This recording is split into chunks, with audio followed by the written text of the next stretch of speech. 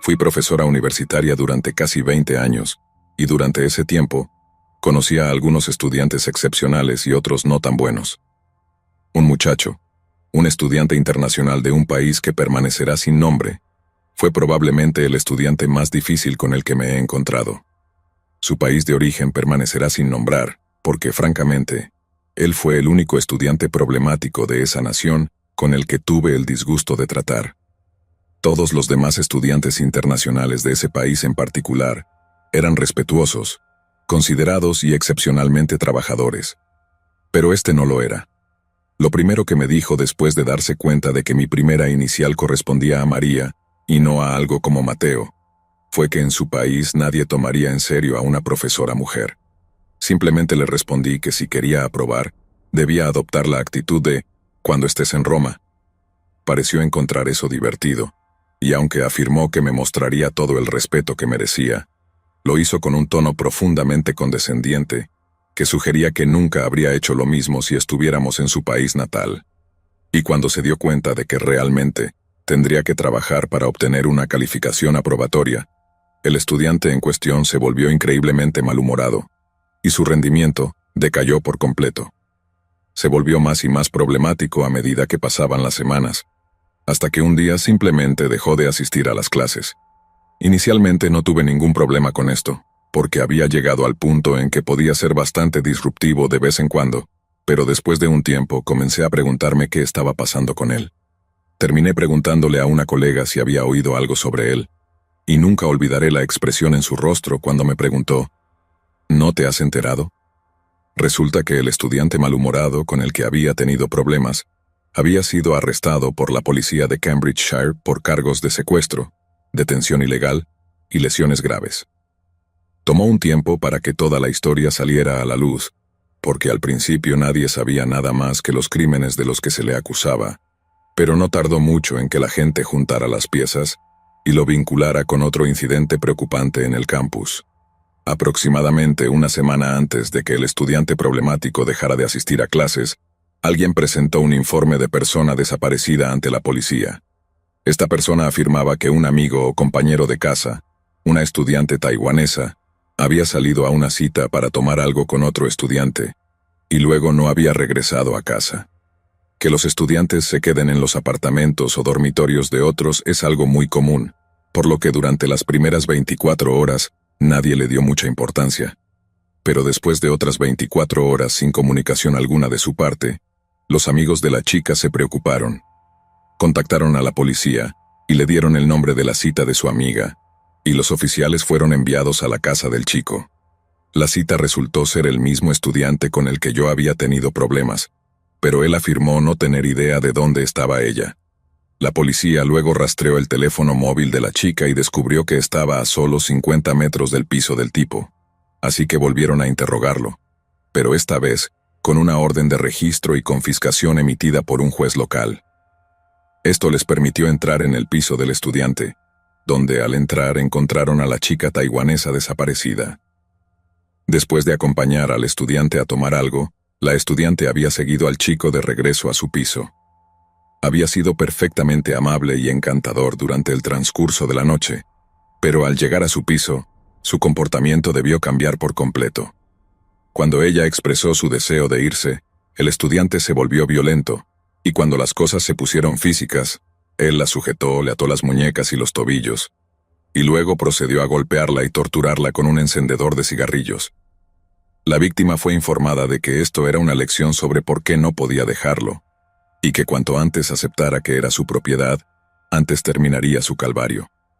Por lo que tengo entendido, todo el asunto causó algo así como un incidente internacional en la universidad, y la familia de la chica quería ver al abusador de su hija procesado con todo el peso de la ley.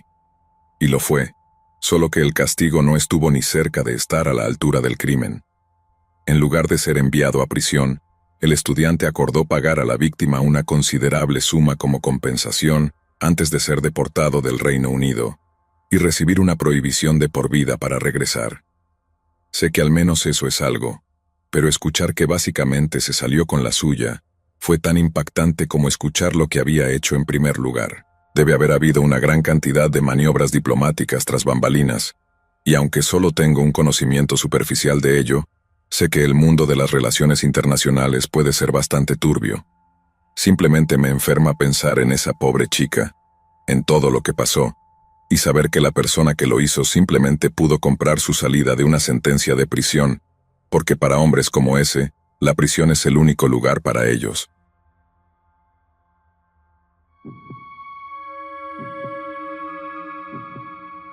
Mi mamá y yo nos mudamos mucho cuando era niño. Nací en el norte del estado de Nueva York. Viví en Connecticut por un tiempo y luego, después de que mis padres se divorciaron, mi madre y yo nos mudamos a San Diego para vivir con su novio, antes de que eventualmente nos mudáramos a Portland, Oregón, para vivir con mi tío cuando tenía 12 años. Nos quedamos allí hasta que cumplí 18, y aparte de una o dos desventajas, hubo muchas ventajas de crecer en Portland. Pero cuando me mudé allí por primera vez, diría que durante el primer año más o menos lo odié, y fue principalmente por un hombre. Un par de días después de que nos mudamos, estaba montando mi bicicleta arriba y abajo por la calle, cuando vi a un niño de mi edad caminando por la calle. Tenía una bolsa de supermercado de plástico en la mano, y parecía que estaba llena, pero lo que fuera que estaba dentro se estaba moviendo, y cuando llegué a su altura, detuve mi bicicleta y le pregunté qué tenía en la bolsa. Él sonrió, se acercó a mí y luego abrió la bolsa para mostrarme un montón de peces que había atrapado esa tarde. Siempre había vivido en la ciudad, pero en Portland estábamos en las afueras, donde era mucho más verde que en otros lugares donde había vivido. Nunca había estado cerca de mucha pesca o caza, así que me pareció increíble que este chico simplemente estuviera caminando por la calle con una bolsa de peces que acababa de sacar de un estanque. Pero para él, era la cosa más normal del mundo. Y lo que me asombró aún más fue cuando le pregunté qué iba a hacer con ellos, y él respondió que probablemente los comería. Pensé que era el niño más genial que había conocido en mi vida, y resultó que vivía al final de la calle, así que le pregunté si me enseñaría a pescar. Dijo que seguro, y unos días después nos dirigimos al viejo lugar de pesca que solía frecuentar. Brandon, mi nuevo amigo, solía hacer sus cañas de pescar con nada más que palos, junto con los anzuelos y líneas que podía robar de su padre. Pensé que era lo más rudo del mundo, un chico de 14 años pescando con cañas hechas en casa, y desde entonces me obsesioné. Todo ese verano, Brandon y yo íbamos a pescar cada vez que teníamos la oportunidad, y llevábamos cualquier pez que atrapábamos a su mamá, quien los freía y los servía con hash papis y ensalada de col. Y pasamos buenos momentos en ese viejo lugar de pesca. Pero después de un tiempo, Brandon dijo que había encontrado un lugar aún mejor para pescar. Era una caminata más larga que nuestro primer lugar de pesca. Pero Brandon dijo que era un estanque mucho más grande, lo que significaba peces mucho más grandes. Así que partimos un viernes por la tarde para echarle un vistazo por primera vez. Brandon tenía razón en que era un estanque mucho mejor. El único problema era que no sabíamos que estábamos invadiendo el lugar de alguien. La gente puede ponerse muy gruñona si estás demasiado cerca de su lugar de pesca preferido, y francamente enojada si intentas sustituirlos por completo. Así que éramos conscientes de que alguien podría aparecer y molestarse por nuestra presencia allí. Y, efectivamente, solo pasaron unas pocas horas antes de que alguien lo hiciera. Estábamos sentados en el borde del estanque cuando de repente escuchamos a alguien gritar: «Oigan, ¿qué demonios creen que están haciendo, chicos?». Y giramos la cabeza. Brandon y yo vimos a un tipo de unos 50 y tantos años, con una calva y una barriga prominente, vestido con una camiseta negra y pantalones cortos caqui. Le dijimos que solo estábamos pescando, y él comenzó a preguntar si teníamos permiso, si nuestros padres sabían lo que estábamos haciendo. Básicamente todas esas cosas para intentar que nos fuéramos. Brandon comenzó a responderle, preguntándole si nuestro nuevo lugar estaba en su terreno, y él dijo que no, pero que debía ser el terreno de alguien y que llamaría a la policía si no nos íbamos. Yo estaba a punto de sugerir que nos fuéramos y volviéramos más tarde o algo así, cuando escuchamos otra voz desde el lado opuesto preguntando cuál era el problema. Brandon y yo una vez más nos giramos para ver a un segundo hombre caminando hacia nosotros desde la dirección opuesta. Parecía tener la misma edad que el tipo que intentaba echarnos, pero era más alto, más delgado y tenía el cabello bien peinado y usaba un cardigan. como Mr. Rogers y Mr. Rogers usara gafas. El tipo enojado comenzó a explicar que no teníamos derecho a pescar allí, especialmente sin una licencia, pero luego el hombre con gafas dijo que ese era su terreno, que teníamos su permiso para estar allí. Recuerdo cómo dijo: «Puedes llamar a la policía si quieres, pero no creo que les agrade que les hagas perder el tiempo, ¿verdad?». Y el tipo regordete y amargado se mostró molesto por un segundo, y luego se fue refunfuñando para sí mismo sobre cómo los chicos de hoy en día no tienen respeto. Ahora, una vez que el tipo estuvo fuera de oído, le agradecimos al señor parecido a Mr. Rogers por apoyarnos y también por darnos permiso para pescar en su terreno. Y él simplemente se rió y dijo: «Este no es mi terreno, pero ese tipo era un idiota». Y nos dijo que el límite de su terreno estaba a aproximadamente 800 metros de distancia, pero que le gustaba caminar por allí debido a toda la vida salvaje y esas cosas. Dado que estábamos en terreno público, tendríamos que mudarnos si aparecía la policía, pero el señor Sanders, como se llamaba a sí mismo, nos había ganado un poco de tiempo antes de que alguien más viniera a molestarnos. Obviamente pensamos que el señor Sanders era increíble, y él parecía muy impresionado por las cañas de pescar improvisadas de Brandon.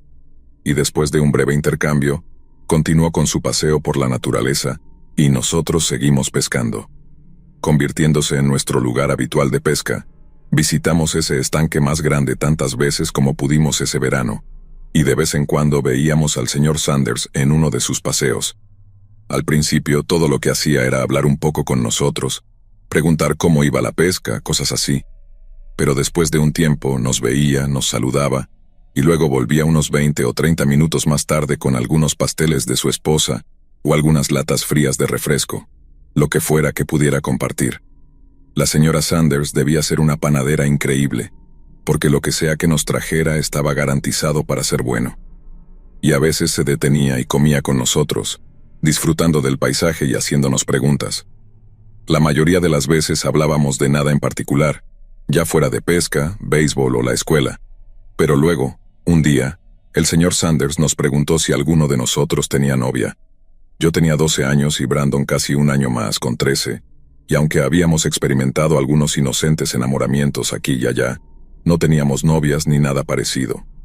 El señor Sanders preguntó si había alguna chica en la escuela que nos gustara, y habiendo ya discutido el tema, tanto Brandon como yo dijimos que no, realmente no.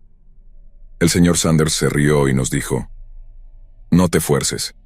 El mundo te va a decir cómo deberías querer todo tipo de cosas diferentes, pero la única cosa a la que deberías prestar atención es a lo que tu corazón te dice». Bastante edificante, ¿verdad? Nosotros también lo pensamos.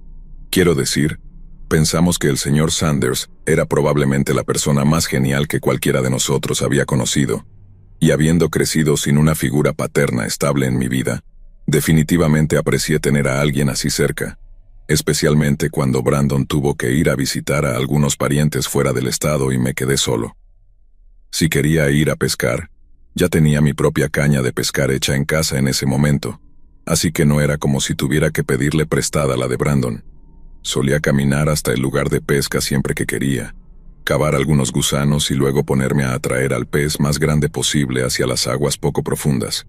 La pesca era tan divertida como lo era con Brandon, pero solía preocuparme por estar solo. Siempre fui bajo para mi edad y, con mi leve tartamudeo, la gente que no me conocía bien tendía a pensar que era mucho más joven o mucho más tonto de lo que era, lo que naturalmente me convertía en un objetivo muy fácil para los matones. No pensaba que tuviera que preocuparme por eso en el buen viejo lugar de pesca, ya que solía ver al señor Sanders en sus paseos o detenerse para traerme algunos muffins. Pero luego, un día el señor Sanders se detuvo mientras estaba pescando y comenzó a actuar un poco extraño. Solía hacernos preguntas de vez en cuando, solo sobre nuestras vidas y demás, y ese día, el señor Sanders comenzó a preguntarme sobre mi familia. Le conté todo, o al menos casi todo, que me había mudado mucho y que tenía un papá, luego un padrastro y luego ningún papá en absoluto. Luego me preguntó si me gustaba vivir con mi tío, y le dije que era lo que era, y que mi mamá probablemente nos mudaría de nuevo pronto. El señor Sanders generalmente tenía algún consejo mundano que ofrecer, algo que nos animara o que nos ayudara a ver el lado positivo de las cosas. Pero cuando dije eso sobre probablemente mudarnos pronto, no dijo nada en absoluto. Simplemente se levantó y se fue sin siquiera decir adiós. Eso no era propio del señor Sanders, pero en ese momento me pregunté si algo de lo que había dicho lo había afectado demasiado. Podría haber tenido 12 años, pero no era tonto. Sabía que los adultos se molestaban por cosas raras, o no raras, sino cosas que no podían o no querían explicarme.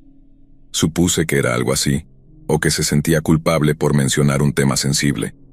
Noté que muchos adultos parecían mostrarme simpatía cada vez que se hablaba de la familia.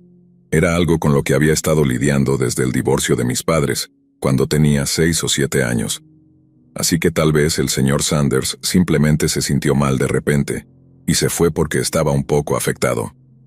Digo todo esto porque lo pensé mucho, y lo hice porque tuve tiempo para pensarlo mucho, porque lo único que hice después de que se fue quedarme allí pescando durante unas horas más, antes de finalmente dar por terminado el día y caminar de regreso a casa con mi escasa captura. Al día siguiente, me dirigí de nuevo al lugar de pesca después del almuerzo, y después de aproximadamente una hora de estar sentado allí, el señor Sanders apareció nuevamente. Me saludó cálidamente mientras se acercaba, así que pensé que toda la incomodidad del día anterior había sido olvidada. No lo mencionó al principio, simplemente actuó como si nunca hubiera sucedido, lo cual honestamente me pareció bien porque yo tampoco quería hablar de eso. Simplemente se acercó, se sentó a mi lado y preguntó cómo iba la pesca. Hicimos una pequeña charla durante unos minutos sobre la pesca, el clima, cosas así, y luego dijo algo como «quiero disculparme por simplemente irme así ayer». Le dije que estaba bien, y él continuó explicando que él también había crecido en una familia inestable. Mi situación le recordaba un poco a la suya, lo cual, como dije, era una de mis sospechas iniciales. El señor Sanders luego dijo que la familia no siempre es una cuestión de sangre, y que la mejor parte de crecer es que, al menos hasta cierto punto, uno puede elegir su propia familia. Supuse que eso era probablemente lo que él quería haber dicho el día anterior, y lo aprecié de igual manera. Y también lo aprecié cuando dijo que si quería, podría considerarlo a él como un miembro de esa familia elegida, pero solo si realmente lo quería. Le dije que seguro y le di las gracias, pero sabía que era una especie de platitud. Él solo se sentía mal al escuchar a un niño hablar sobre el mismo tipo de infancia que él había tenido, y todo lo que quería hacer era hacerme sentir mejor al respecto. Pero como dije, había estado experimentando lo mismo casi toda mi vida, así que aunque sabía que debía ser educado y agradecer a la gente por lo que sea que dijeran, no era como si fuera un momento de película de Hollywood donde rompí en lágrimas diciendo, «Oh, vaya, señor Sanders, ¿significa eso que va a ser mi nuevo papá?» En cambio, le pregunté al señor Sanders si tenía hijos propios, y él dijo que sí, tenía 2 niñas, pero que ya habían crecido y se habían ido, una a la ciudad y la otra a la universidad. Pensé que había descubierto otra razón por la que le gustábamos tanto a Brandon y a mí. Éramos como los 2 hijos jóvenes que nunca pudo tener. La próxima vez que fui al lugar de pesca, fue un sábado. Brandon estaba por regresar de casa de sus parientes ese lunes, así que era mi última sesión de pesca en solitario por el futuro previsible, y estaba bastante seguro de que vería al señor Sanders en algún momento, ya que era fin de semana. Estuve allí tal vez una hora antes de que él apareciera, y cuando lo hizo, hicimos nuestra charla habitual y miramos el mundo pasar hasta que se giró y me hizo una pregunta. Me preguntó si había pensado en lo que dijo sobre la familia elegida, y le dije que sí, un poco. Luego me preguntó si me gustaba la idea de que él fuera una especie de figura paterna para mí, y aunque dije, seguro, supongo, no era del todo por cortesía. Me gustaba el señor Sanders, y también le gustaba a Brandon, y aunque todo el asunto de la familia elegida me parecía un poco cursi, pensé que venía de un buen lugar, así que supuse que simplemente seguiría adelante. Pero luego, el señor Sanders comenzó a actuar de nuevo de manera extraña. Me dijo que el vínculo familiar venía con un cierto tipo de amor, y yo solo me quedé allí preguntándome a dónde quería llegar con eso. Y luego continuó diciendo que, durante las semanas anteriores, había desarrollado sentimientos de amor familiar, y que se había estado preguntando si esos sentimientos eran recíprocos. Al principio habló de manera muy elegante, supongo que porque estaba dando rodeos, pero creo que debió ver la expresión en mi cara, y pensar que estaba allí porque no lo entendía. Porque en el siguiente momento, simplemente me preguntó directamente si lo amaba.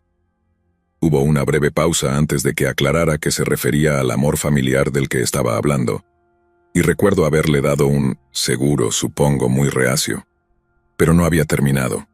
Este es el punto en el que creo que el señor Sanders era otro de esos adultos que pensaban que yo era un poco lento por la forma en que me estaba hablando. Era como si estuviera hablando con un niño mucho más joven, o tal vez con uno con algún trastorno de aprendizaje o algo así. 12 no son 18, pero todavía estaba como, ¿por qué me está hablando así? Sabía que algo no estaba bien, simplemente no podía ver exactamente lo que estaba pasando. No hasta que el señor Sanders comenzó a hablar de nuevo. Me dijo que las personas que se aman a veces se tocan como una forma de expresar ese amor, y ahí fue cuando comencé a sentirme realmente incómodo. El señor Sanders se acercó un poco a mí, y recuerdo que mi cuerpo se tensó cuando lo hizo. Me di cuenta de hacia dónde iba y lo que estaba tratando de hacer, y me hizo sentir como si mi piel quisiera salir corriendo de mis huesos.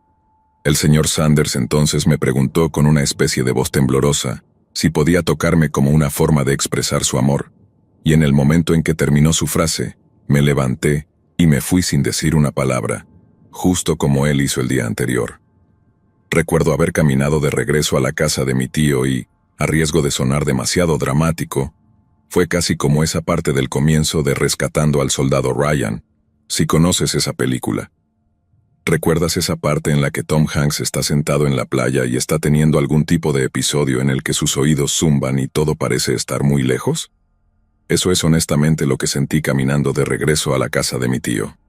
Simplemente me sentía un poco entumecido, como si estuviera tan atrapado en mis propios pensamientos que todo lo demás parecía estar muy lejos, o como una especie de ruido de fondo. Y entré a la cocina por la puerta trasera, que se mantenía sin llave durante el día para que yo pudiera entrar y salir a voluntad, y pasé directamente junto a mi mamá, y subí al cuarto de huéspedes sin siquiera mirarla. Y eso le dio una pista de que algo andaba mal. Así que me siguió y me hizo algunas preguntas, y luego todo salió de mí, junto con muchas lágrimas. Creo que una de las peores cosas de todo esto fue que tenía la edad suficiente para entender realmente lo que estaba pasando. Es un pensamiento terrible, pero supongo que algunos niños son tocados tan jóvenes que se convierte en una especie de recuerdo reprimido. No soy psicólogo, pero sé que eso es algo que ocurre. Pero ese no fue obviamente mi caso, y en el momento en que el señor Sanders mencionó tocarme después de preguntar si lo amaba, mi primer pensamiento fue básicamente: oh, por Jesús Cristo Todopoderoso, el señor Sanders es un depredador. No estaba confundido sobre sus intenciones, incluso si él estaba tratando de ponerle una máscara tan inocente a algo tan feo. Y honestamente, eso me destruyó por completo. Era la idea de que alguien tan amable, tan aparentemente amable, pudiera tener intenciones tan viles y que pudiera ser tan astuto al respecto. Quiero decir, había estado lenta, constante y pacientemente preparándonos durante casi 2 meses enteros. Había estado trabajando para ganarse nuestra confianza, esperando el momento adecuado, y luego, cuando escuchó que mi mamá y yo nos mudábamos mucho, y posiblemente junto con la suposición de que yo era un poco lento, el señor Sanders pensó que yo era el objetivo perfecto. Se equivocó, por supuesto, y me fui antes de que pudiera hacer algo. Pero simplemente el hecho de que me considerara un objetivo era algo que encontré increíblemente perturbador y angustiante. Esto fue a finales de los 70, y honestamente no estoy seguro de qué tipo de reacción recibiría ahora. Pero después de que se lo conté a mi madre, ella se lo dijo a mi tío, y cuando mi tío se lo dijo al sheriff local, hicieron algo. No sé qué fue, porque no creo que hayan arrestado oficialmente al señor Sanders. Todo lo que sé es que un día me dijeron que no tenía que preocuparme más por él, y que se había mudado a algún lugar muy lejano. Nos dijeron que era seguro volver al buen lugar de pesca sin ningún temor de ver al viejo señor Sanders caminando con su cardigan y una canasta con los pasteles de su esposa. Pero eso no tuvo el efecto deseado, porque no me sentí aliviado al escuchar que nunca más lo veríamos. En realidad estaba destrozado. Brandon estaba tan sorprendido como yo al descubrir que el señor Sanders era lo que era, pero su reacción reflejó la mía en muchos aspectos. Estábamos devastados al pensar que no lo volveríamos a ver, pero no porque realmente extrañáramos a este tipo, sino porque nos dimos cuenta de que el señor Sanders nunca existió realmente, al menos no de la manera en que se presentó a sí mismo. Es algo difícil de articular, supongo, pero sabíamos que extrañaríamos al señor Sanders que nos respaldaba, que nos traía comida y que nos daba consejos de vida. Solo que la brutal verdad era que la versión del señor Sanders que habíamos llegado a conocer era una mentira. Una persona inventada por un depredador increíblemente peligroso cuyo objetivo era sumergirnos en una falsa sensación de confianza y seguridad. Y cuando la verdad se hizo evidente, cambió mi forma de pensar sobre los adultos durante mucho tiempo. Supongo que podrías llamarlo nuestra pérdida de inocencia. El verano en que Brandon y yo nos dimos cuenta de que el mundo era mucho más oscuro de lo que parecía. Muchos años después, cuando ya era adulto, escuché a unos evangelistas en la radio hablar sobre el diablo, cómo miente, cómo engaña, cómo te hace pensar que es tu mejor amigo antes de que se dé la vuelta y muestre su verdadero rostro. Si ese es el caso, entonces creo que lo conocí, y su nombre es el señor Sanders.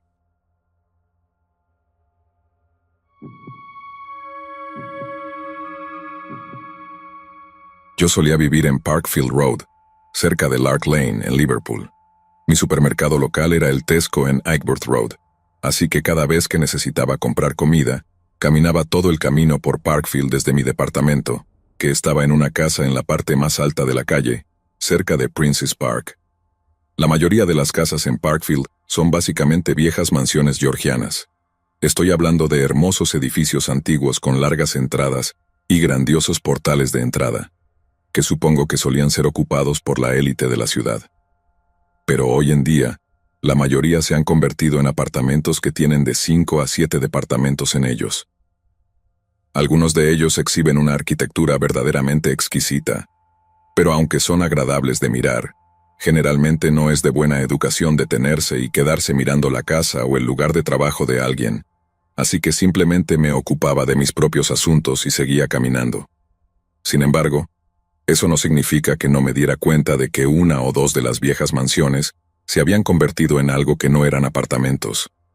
Sabía que una se había convertido en una guardería y otra era como una veterinaria o algo así, pero nunca tuve curiosidad por saber más sobre ellas. Una mañana salí para ir al trabajo a las 7, así que estaba caminando por Parkfield, todavía medio dormido, con los auriculares puestos, un podcast en marcha y un café en la mano. Estaba aproximadamente a la mitad del camino hacia la estación de tren de St. Michael's, cuando vi a un tipo parado en la acera frente a mí. Parecía estar esperando a alguien, tal vez un taxi o un auto compartido para ir al trabajo o algo así, pero aparte de mirarlo brevemente, no le presté mucha atención. Sin embargo, todo cambió cuando pasé junto a él y dijo algo que no pude entender por el ruido de mi podcast. Estaba casi seguro de que lo había dicho dirigido a mí, así que me detuve, me quité los auriculares y le pregunté con quién estaba hablando. Él me miraba directamente mientras me giraba, así que claramente me estaba hablando a mí, pero no respondió a mi pregunta ni nada. Simplemente siguió hablando, aunque no había escuchado lo primero que había dicho. Recuerdo exactamente lo que dijo porque fue una de las cosas más raras que alguien me haya dicho en toda mi vida. Dijo, «Están todos ardiendo en una gran pila y cada día hay más. Probablemente a mi cerebro medio dormido le tomó un microsegundo más de lo normal, pero tan pronto como me di cuenta de que el tipo estaba diciendo tonterías, le respondí, «Sí, claro», de una manera como de, «Por favor no me mates, persona loca», y luego seguí caminando hacia la estación de tren. Supongo que si vives en cualquier ciudad del planeta, inevitablemente te encontrarás con algunos chiflados de vez en cuando. Simplemente no esperaba encontrarme con uno tan temprano en la mañana. No me asustó ni nada, solo pensé, qué tipo más raro. Y para cuando llegué a la oficina y vi la enorme pila de facturas que tenía que revisar, básicamente me había olvidado de todo durante las siguientes 8 horas, hasta que llegó la hora de volver a casa. El tipo no estaba allí esa vez, ni estaba allí ninguna otra vez que caminé por Parkfield Road durante los siguientes 2 meses. Pero luego, una mañana, temprano, ahí estaba de nuevo, en el mismo lugar en que lo había visto la primera vez, y no estaba solo. El tipo estaba parado con 2 mujeres, ambas en sus 50 o 60 años que parecían estar leyendo. Como eran 3 en la acera, decidí cruzar al otro lado para tener más espacio para pasar, pero mientras lo hacía, no pude evitar echar un vistazo a los 3. El tipo me vio mirándolo y aunque no dijo nada, nos cruzamos las miradas y sonrió antes de que yo rápidamente apartara la cabeza. Pero antes de hacerlo noté que las dos mujeres, que parecían estar leyendo de pequeños libros, también parecían estar susurrando algo, como si estuvieran leyendo en voz baja. Ahora, en este punto, muchos de tus oyentes estadounidenses van a detenerse y pensar, espera un momento, esto suena familiar. Y para ser justos, si estás pensando lo que creo que estás pensando, entonces estás pensando lo correcto. Pero el tema en cuestión no es un problema tan grande aquí como lo es al otro lado del charco. No estoy tratando de hacer de esto una crítica ni nada, simplemente tenemos problemas diferentes aquí. Fue el abrumador y poco halagador acuerdo. Y es por eso que pude pasar junto a ellos una segunda vez y no conectar lo que estaban haciendo con el lugar que eligieron para hacerlo. Personalmente, culpo a mi cerebro adormilado. Ambas veces que vi al tipo raro, solo había estado despierto 30 minutos. Y como iba camino al trabajo, no tenía precisamente tiempo para detenerme a charlar. Pasaron literalmente días antes de que me diera cuenta de que estaban parados frente a la veterinaria, mirando el lugar desde el otro lado de la calle. Así que decidí usar un poco de mi Google Fu para tratar de averiguar qué estaba pasando. Se llamaba algo así como la Clínica Dafodil. No es su nombre real, por supuesto, pero algo igual de inofensivo. Luego me tomó apenas unos minutos averiguar cuál era su propósito. No era una veterinaria, era una clínica de abortos, y por eso las personas estaban rezando afuera. Desde entonces, he aprendido que protestar frente a clínicas de abortos es algo bastante grande en los Estados Unidos, y muchas veces las protestas se vuelven bastante violentas. Supongo que, antes de que estalle la sección de comentarios, me gustaría dejar claro que no estoy tratando de hacer acusaciones sobre nadie. En un país libre, la gente debería ser libre de rezar donde quiera, ¿verdad? Y yo no vivo allí, así que realmente no sé exactamente lo que está pasando. Pero eso no es lo que encontré tan escalofriante de ese hombre, el que inicialmente me dijo algo ininteligible sobre que todos estaban ardiendo en una gran pila. Él estaba hablando de los bebés abortados, y estaba hablando de ellos quemándose en el infierno. Creo que uno tendría que ser una persona excepcionalmente fuerte, para que esa imagen mental no te cause un escalofrío. Ciertamente lo hizo conmigo una vez que me di cuenta de a qué se refería ese tipo. Algún tiempo después escuché que lo arrestaron. Supongo que alguien lo denunció a la policía y que tenía la costumbre de decirle cosas a la gente mientras pasaban. No sé qué ley estaría infringiendo, pero no se puede hacer eso, ¿verdad? Decir cosas sobre bebés quemándose en el infierno a personas que están pasando por un momento horrible en sus vidas. Ahora, sé que este puede ser un tema controvertido, pero, no sé, si vas a rezar, hazlo en silencio al otro lado de la calle como esas dos mujeres. No lo conviertas en un gran espectáculo y ciertamente, no vayas diciendo a extraños que pasan cosas sobre montones de bebés quemándose en el infierno.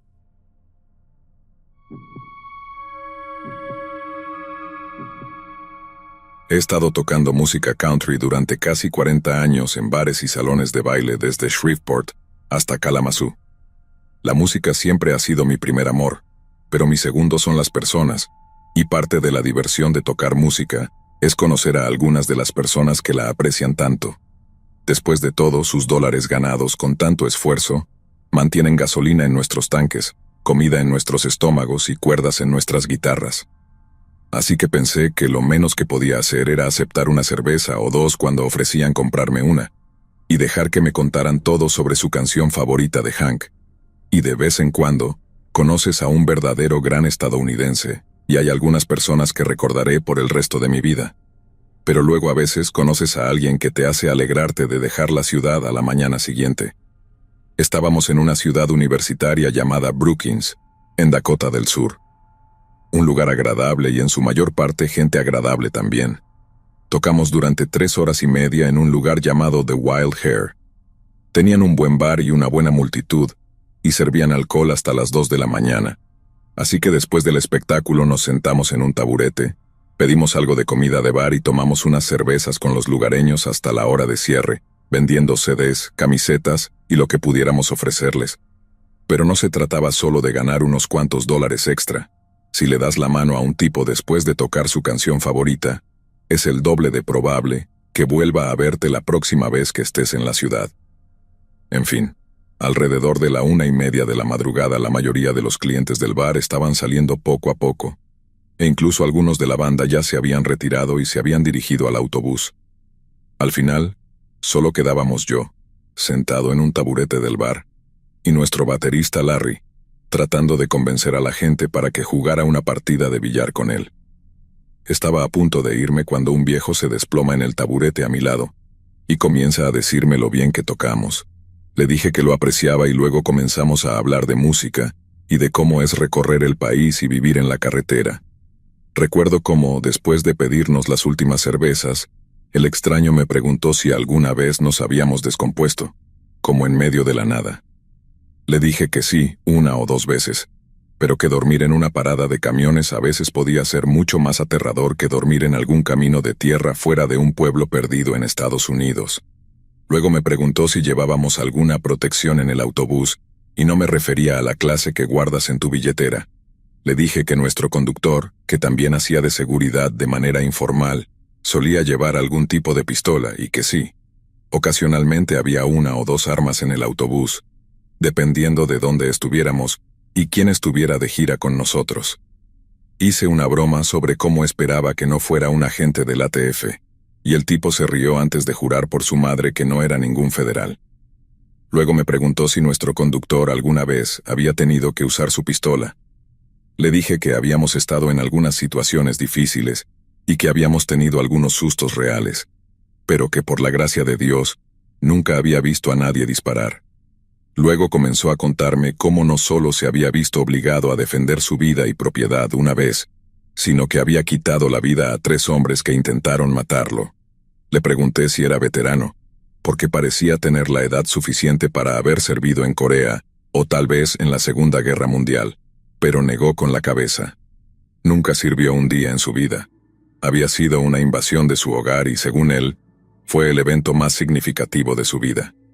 El viejo dijo que vivía en una casa grande que había comprado muchos años antes para albergar a su esposa y 5 hijos, pero después de un accidente automovilístico que reclamó la vida de ella y sus 2 hijas, y que sus hijos crecieran y se mudaran a otros lugares, se quedó completamente solo. Ese tipo de vida le convenía al viejo por un tiempo, pero luego la metanfetamina cristalina se apoderó de muchas de las personas de ese condado, y todo cambió. Los robos y la violencia se dispararon, y una vez que todas las estaciones de gasolina, licorerías y cooperativas de crédito habían sido asaltadas, los adictos comenzaron a apuntar a las personas en sus hogares. La primera vez que el viejo fue robado, los adictos se llevaron una de sus unidades de aire acondicionado, mientras él estaba en el trabajo. Debieron pensar que solo él vivía allí, porque comenzaron a atacar su casa al menos una vez, a veces 2 veces por semana. Se acostumbró a quedarse despierto en su porche con una olla de café y una escopeta, solo esperando a que aparecieran. Privarse de sueño de esa manera casi lo enfermó, pero una noche vio luces al final de su camino de entrada. Minutos después, 2 adictos estaban subiendo por el sendero, y justo cuando se acercaban lo suficiente, disparó un tiro de advertencia sobre sus cabezas. Pero en lugar de simplemente salir corriendo como conejos asustados, los adictos comenzaron a dispararle mientras huían. El viejo se agachó para cubrirse mientras las balas volaban hacia él, y lo último que escuchó antes de que los adictos se fueran fue: «Volveremos, hijo de pu. Y cuando lo hagamos, te mataremos». El viejo fue a hablar con el sheriff del pueblo, quien le dijo que, si bien tenía todo el derecho a usar la fuerza letal para defenderse de amenazas mortales, tal vez no fuera una buena idea si estaba en desventaja numérica y de armas contra un grupo de adictos desquiciados. Y en cualquier otra circunstancia, el sheriff podría haber colocado a 2 de sus chicos en una carretera cercana para actuar como una especie de fuerza de reacción rápida. Pero dado el reciente aumento de crímenes alimentados por la metanfetamina, no tenía personal disponible. Y el viejo dijo que el sheriff le dijo que en esta ocasión sería mejor que se hiciera escaso por unos días, una vez que se asegurara de que sus pagos de seguro de hogar estuvieran al día. Tenía derecho a defenderse y luchar, pero tenía que preguntarse si esa vieja casa vacía valía la pena morir por ella.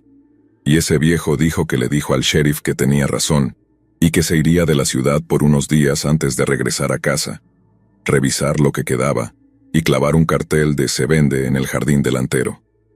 Incluso pasó por la oficina del sheriff para hacerle saber que se estaba yendo, pero no sin antes hacer algunos arreglos y ocuparse de algunos asuntos pendientes. Unos días después, este tipo regresa a la ciudad para encontrar agujeros de bala por todas partes en las puertas traseras de un camión de mudanza que había alquilado antes de irse de la ciudad. La casa estaba bien, todo estaba en su lugar, pero alguien parecía haber disparado al camión de mudanza. Este tipo está revisando las cosas y ve que nadie había intentado entrar en la cabina, pero después de abrir la parte trasera del camión, encuentra 3 cadáveres. Poco después llega el sheriff, y este tipo dijo que todos estaban casi a punto de vomitar por lo mal que olía dentro del camión, pero también dijo que no tardaron mucho en averiguar por qué olía tan mal por dentro. Antes de dispararse y apuñalarse entre ellos, 3 adictos locales habían decidido usar la parte trasera del camión como baño. Luego, a primera vista, después de aliviarse, los adictos cerraron la puerta del camión y procedieron a cortarse y matarse entre ellos. El sheriff dijo que nunca había visto algo así, pero que nuevamente, todo tipo de cosas extrañas habían estado sucediendo desde que la metanfetamina se apoderó de la escena de los narcóticos. El viejo dijo que una vez que la escena fue limpiada, el sheriff le dijo que esos adictos se habían encerrado accidentalmente en la parte trasera del camión de mudanza porque, según parece, el cerrojo había fallado y no se podía abrir desde adentro. Según el sheriff, si no fuera por el triple asesinato, la compañía del camión podría ser responsable de los daños, pero entonces la compañía podría bien tener pruebas de mantenimiento como suelen hacer, lo que significaría que podrían probar que el mal funcionamiento se debió a un fallo del consumidor. Y el viejo dijo que el sheriff luego le preguntó directamente si tenía algo que ver con que ese cerrojo no funcionara, y él dijo que no.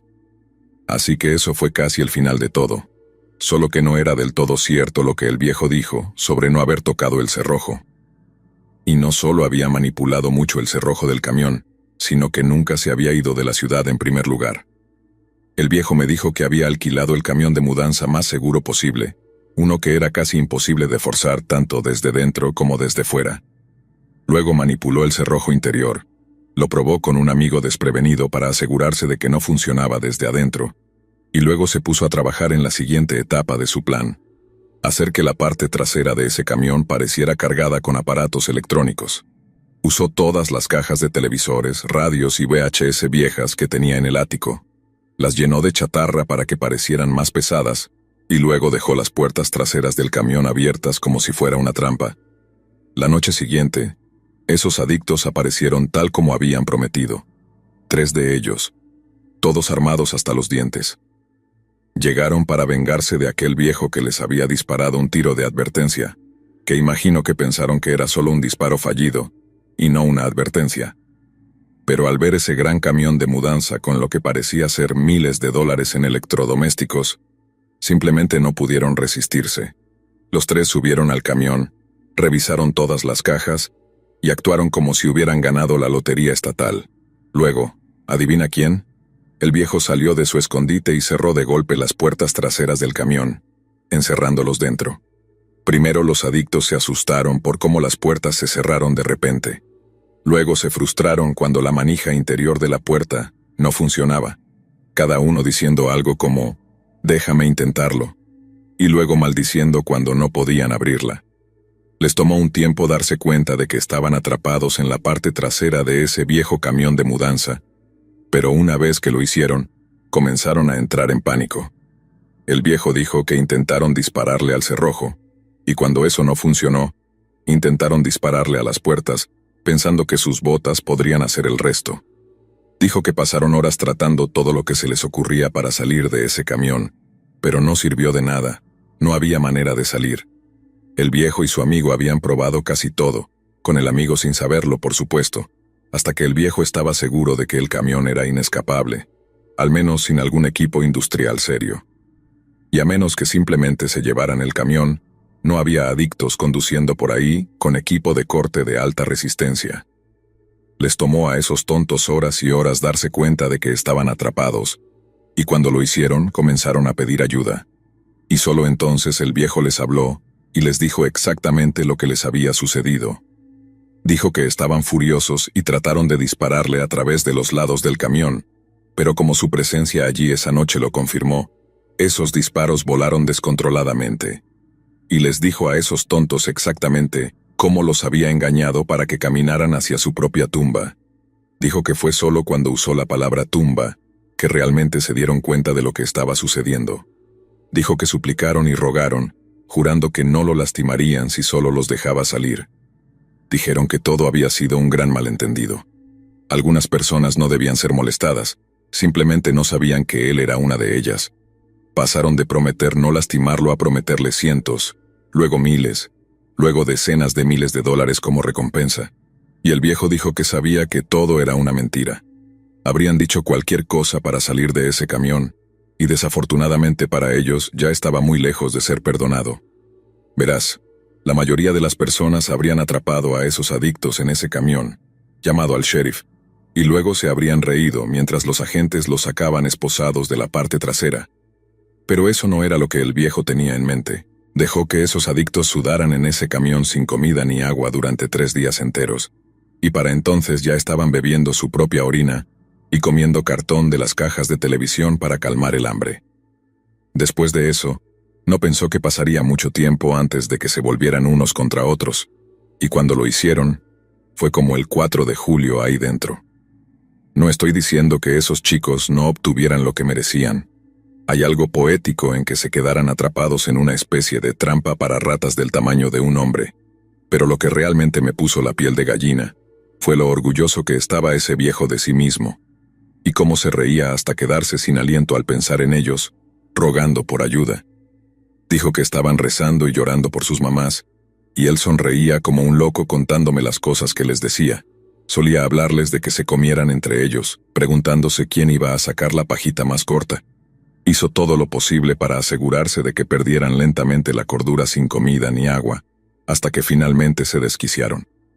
Como ya mencioné, no estoy diciendo que esos adictos no obtuvieran lo que merecían, pero fue la manera en que el viejo describió todo, cómo estaba tan orgulloso de lo que había hecho, lo que me resultó tan escalofriante. Si quería acabar con ellos de manera permanente, podría haber llenado el camión de agujeros a balazos, o haberlo incendiado, o haberlo conducido hasta un maldito lago. Pero dejó que esos chicos se murieran de hambre, se deshidrataran y perdieran lentamente la cabeza hasta que la idea de comerse unos a otros los llevó al límite. Al principio ese viejo me pareció un buen hombre, y supongo que lo fue en muchos aspectos, pero pensar que tenía esa clase de crueldad dentro de él, esa clase de oscuridad, no me avergüenza decir que me aterrorizó. También sé que si esos adictos hubieran puesto sus manos sobre ese tipo, habrían hecho cosas igualmente terribles con él. Pero uno espera ese tipo de comportamiento de esa clase de personas. No esperaba que ese hombre hubiera hecho algo así, y ciertamente no que encontrara todo tan divertido. Ni yo, quiero decir. Se rió tanto que terminó en un ataque de tos después de imitar a uno de los adictos lamentándose. «Mamá, mamá, lo siento tanto». Y me estremecí solo de imaginarlo. De nuevo, no estoy diciendo que ese tipo no hizo lo correcto. Solo estoy diciendo que creo que lo hizo de una manera completamente equivocada, y perdió un pedazo de su alma en el proceso.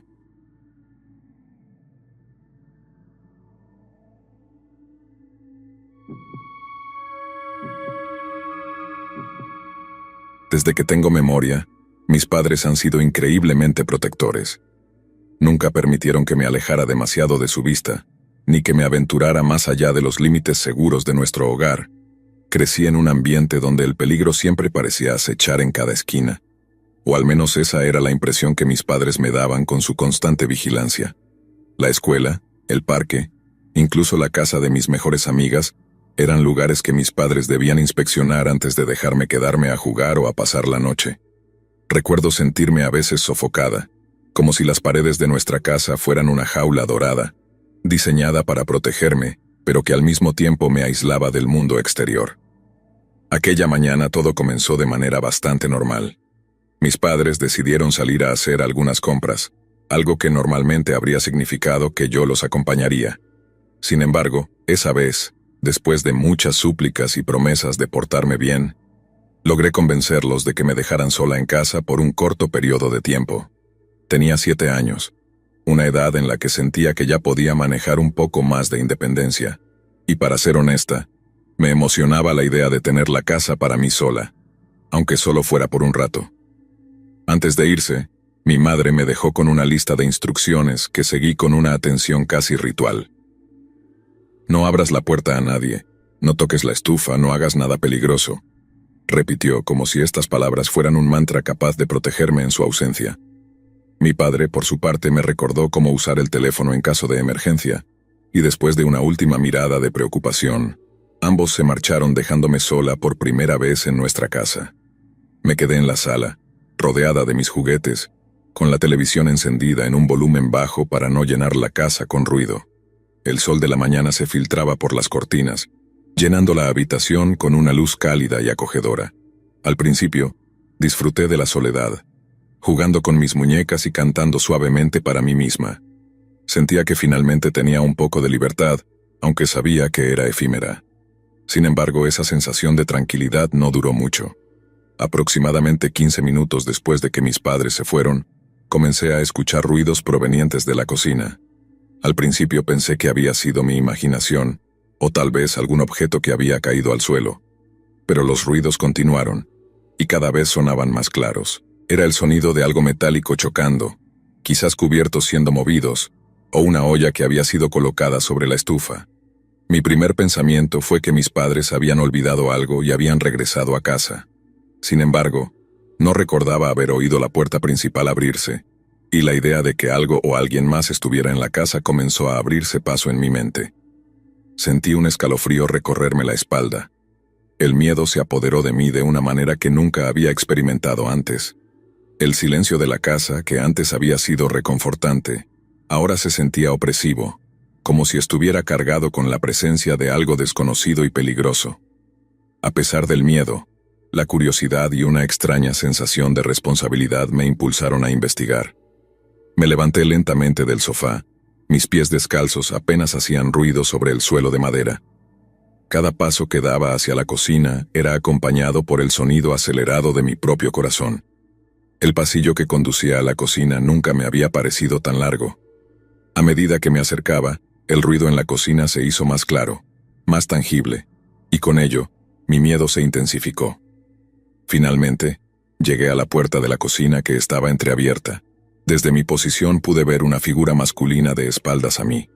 Era un hombre alto, vestido con ropa sencilla, como si acabara de salir de un día de trabajo común.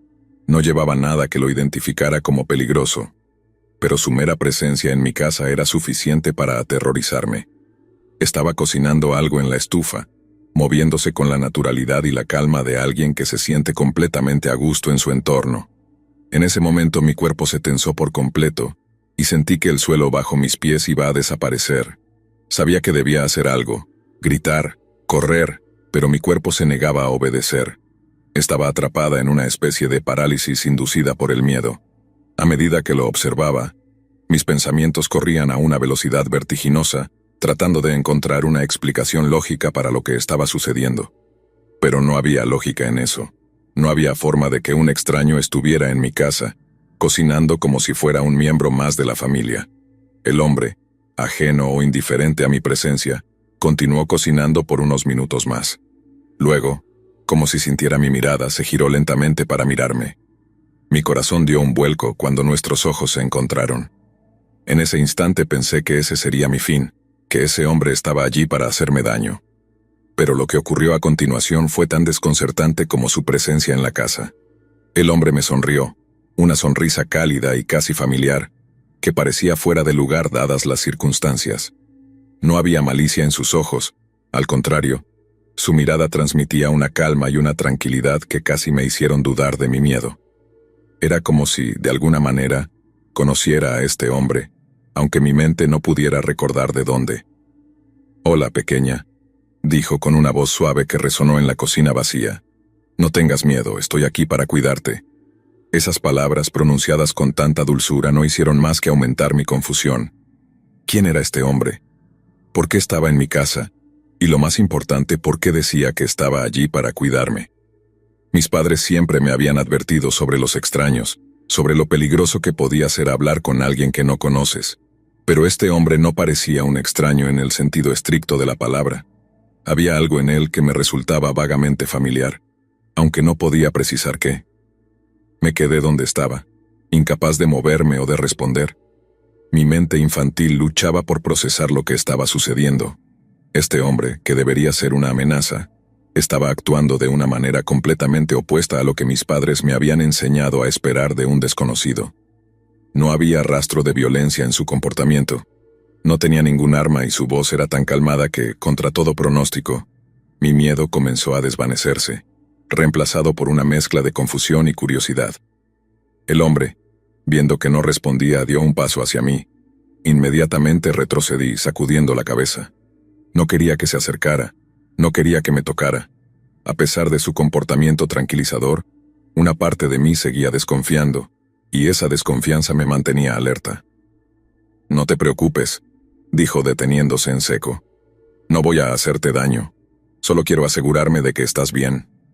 Dicho esto, volvió a la estufa y continuó cocinando como si nada hubiera pasado.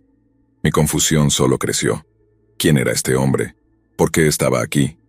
Las preguntas se arremolinaban en mi mente, pero no encontraba respuestas.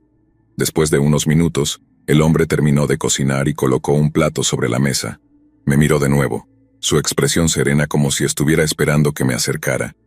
Mi instinto me decía que no debía confiar en él, pero al mismo tiempo, no podía ignorar la forma en que se comportaba. No parecía ser una amenaza, al menos no en el sentido que yo entendía. «Ven, come un poco, es tu plato favorito», dijo señalando el plato. ¿Cómo sabía lo que me gustaba? Esa pregunta me dejó completamente atónita. La única explicación que mi mente pudo conjurar en ese momento fue que quizás mis padres lo conocían. Tal vez era un amigo de la familia que yo no recordaba. Pero no importaba cuánto lo intentara, no podía recordar haberlo visto antes. Lentamente, me acerqué a la mesa. Mis pasos eran cautelosos, mis ojos no se apartaban de él ni por un segundo. Me senté en la silla, observando el plato frente a mí. La comida olía delicioso, exactamente como lo hacía cuando mi madre cocinaba. Pero algo en el hecho de que un extraño la hubiera preparado me hacía sentir incómoda. Tomé un bocado, casi de manera automática. El sabor era perfecto, igual que en los días en que mi madre cocinaba mi plato favorito. Pero en lugar de consolarme, esto solo aumentó mi desconcierto. ¿Cómo era posible que este hombre supiera tanto sobre mí? Mientras comía, el hombre me observaba en silencio, con una sonrisa tranquila en su rostro. No decía nada, solo me miraba, como si estuviera asegurándose de que estaba bien.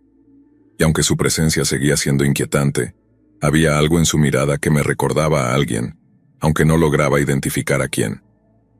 Después de terminar la comida, el hombre se levantó de su silla con la misma calma que había mostrado desde el principio. Me observó por un momento, como si estuviera evaluando cómo me sentía, antes de caminar hacia la estantería donde mis padres guardaban algunos de mis libros favoritos. Los miró detenidamente, pasando los dedos por los lomos de los libros como si estuviera buscando uno en particular. Finalmente, eligió uno. Un libro infantil que conocía muy bien porque mis padres me lo leían casi todas las noches antes de dormir. Cuando se giró hacia mí con el libro en la mano, sentí un nudo en el estómago. Era una mezcla de temor e incertidumbre, pero también de una extraña sensación de familiaridad. ¿Cómo sabía él qué libro elegir? ¿Cómo podía estar tan seguro de mis gustos, de mis hábitos? ¿Te gustaría que te leyera un poco?, preguntó con una voz suave, casi como un susurro, como si temiera romper el delicado equilibrio que había entre nosotros en ese momento. A pesar de lo extraño y aterrador que era todo esto, me encontré asintiendo con la cabeza. Había algo en su voz que me tranquilizaba, algo que me hacía querer escucharle, aunque una parte de mí seguía en alerta. El hombre se sentó en el sofá y me hizo un gesto para que me acercara. Con pasos lentos y cautelosos, me acerqué y me senté en el otro extremo del sofá, lo más lejos posible de él. Mantuve mis piernas cruzadas y mis manos sobre mi regazo, observándolo con una mezcla de curiosidad y miedo mientras comenzaba a leer. Su voz era suave y rítmica, y aunque no me relajé completamente, algo en ella tenía un efecto casi hipnótico sobre mí. Mientras leía, mis ojos comenzaron a cerrarse lentamente. El miedo y la tensión de los últimos minutos habían agotado mi energía, y su voz, junto con el contenido familiar del libro, comenzó a adormecerme. Mi cabeza se inclinó hacia un lado, y antes de darme cuenta estaba quedándome dormida, sumida en un sueño profundo y lleno de imágenes confusas. en las que la figura de aquel hombre aparecía una y otra vez. No sé cuánto tiempo pasó, pero me desperté abruptamente al escuchar la puerta principal abrirse y cerrarse de golpe. Mis padres habían regresado. Parpadeé varias veces, tratando de despejar la neblina del sueño de mi mente. Me incorporé rápidamente en el sofá, y lo primero que hice fue mirar alrededor buscando al hombre. Pero para mi sorpresa, ya no estaba. Mis padres entraron a la sala, cargados con bolsas de compras. Sus rostros mostraban una mezcla de alivio y preocupación. Mi madre fue la primera en hablar. Su voz temblaba ligeramente. «Melina, cariño, ¿todo está bien?», me preguntó mientras dejaba las bolsas sobre la mesa del comedor. Asentí, pero no pude evitar que mis ojos se desviaran hacia la cocina, donde el plato vacío aún estaba en la mesa, y el olor de la comida recién hecha llenaba el aire. Mis padres notaron mi mirada y fruncieron el ceño, confundidos. Mi padre se acercó a la cocina, observando los restos de la comida. «¿Quién cocinó esto?», preguntó su voz llena de incredulidad. Tragué saliva. Mi corazón comenzaba a latir más rápido de nuevo. Les conté todo, desde el momento en que escuché el primer ruido en la cocina hasta cómo el hombre me había cuidado, cocinado para mí, y leído un libro hasta que me quedé dormida. A medida que hablaba, sus expresiones cambiaron de la sorpresa a la preocupación, y luego al miedo. «¿Estás segura de lo que dices, Melina?», me preguntó mi madre, aunque su voz revelaba que ya sabía la respuesta. «¿Estás segura de que no fue un sueño?». Negué con la cabeza, insistiendo en que todo había sido real. Les describí al hombre con tanto detalle como pude. Su altura, su rostro, su voz. Pero cuanto más lo describía, más me daba cuenta de que había algo en él que me resultaba familiar, aunque no podía precisar qué. Era como si lo hubiera visto antes, en algún lugar, en algún momento de mi vida que no podía recordar con claridad. Mis padres intercambiaron miradas preocupadas y decidieron revisar la casa. Mi padre revisó cada habitación, cada ventana y puerta, pero todo estaba en su lugar. No había señales de entrada forzada. Nada estaba fuera de lo común, excepto la comida recién hecha en la cocina y el libro abierto sobre la mesa de centro. Llamaron a la policía, y pronto llegaron 2 oficiales a nuestra casa. Tomaron mi declaración preguntándome varias veces si estaba segura de lo que había visto. Les aseguré que todo era cierto, que no había imaginado nada. Los oficiales revisaron la casa, buscaron huellas, cualquier signo de que alguien hubiera entrado, pero no encontraron nada. La casa estaba completamente cerrada, sin rastros de una entrada no autorizada. Los oficiales hicieron un reporte y nos dijeron que estarían patrullando la zona, pero no podían hacer mucho más. Mis padres estaban visiblemente alterados, y aunque intentaron no mostrarlo frente a mí, podía sentir su miedo y preocupación. Después de que la policía se fue, mi madre me abrazó con fuerza, como si temiera que pudiera desaparecer si me soltaba. Mi padre, por su parte, revisó las cerraduras de todas las puertas y ventanas, asegurándose de que estuvieran bien cerradas. Esa noche, mis padres no me dejaron sola ni por un momento. Me quedé en su habitación durmiendo entre ellos, pero el sueño no llegó fácilmente. Cada vez que cerraba los ojos, veía el rostro de ese hombre, su sonrisa tranquila, su mirada familiar. Me preguntaba quién era, por qué había venido a nuestra casa y por qué, a pesar de todo, no sentía que me hubiera hecho daño. Los días siguientes fueron extraños. Mis padres estaban más vigilantes que nunca, y apenas me dejaban fuera de su vista. A pesar de que la policía no encontró nada, ni rastros del hombre ni informes de alguien similar en la zona, el incidente dejó una marca en nuestra familia. Mis padres evitaron hablar del tema en mi presencia, pero podía escuchar susurros por las noches, discusiones en voz baja sobre lo que había pasado. Con el tiempo, el miedo inmediato se desvaneció, pero la sensación de que algo estaba mal persistió. Comencé a preguntarme si tal vez todo había sido un sueño, una pesadilla especialmente vívida, pero los detalles eran demasiado claros, demasiado reales, y la sensación de que conocía a ese hombre, de que lo había visto antes, nunca desapareció.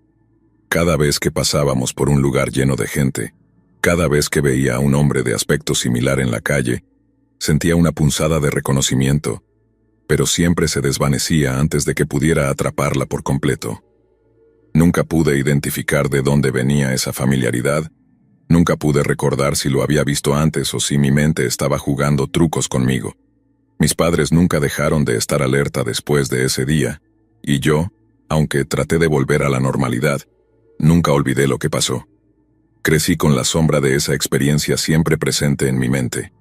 Me preguntaba constantemente si volvería a ver a ese hombre, si alguna vez entendería quién era y por qué había venido a nuestra casa. A lo largo de los años me encontré revisando mentalmente cada detalle de aquel día, buscando pistas, tratando de reconstruir lo que había pasado, pero nunca llegué a una conclusión clara. Solo quedó la extraña certeza de que había algo más en ese hombre, algo que mi mente de niña no había podido comprender en su totalidad.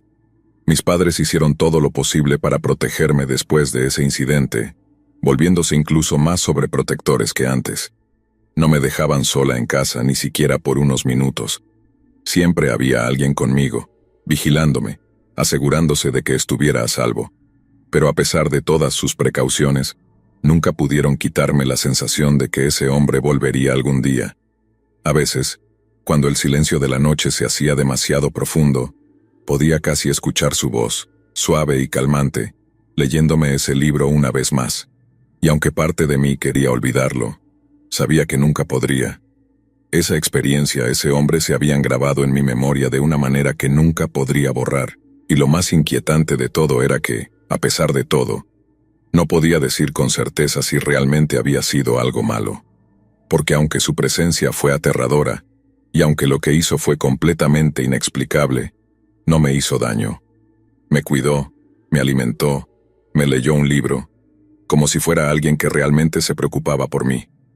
Pero esa misma amabilidad en esas circunstancias fue lo que lo hizo aún más perturbador. Nunca supe quién era. Nunca supe por qué hizo lo que hizo. Y aunque mis padres intentaron tranquilizarme, diciéndome que todo había pasado, que estaba a salvo, sabía que ellos también tenían miedo. Porque en el fondo, todos sabíamos que ese hombre estaba ahí fuera, en algún lugar, y que tal vez, solo tal vez, volvería algún día,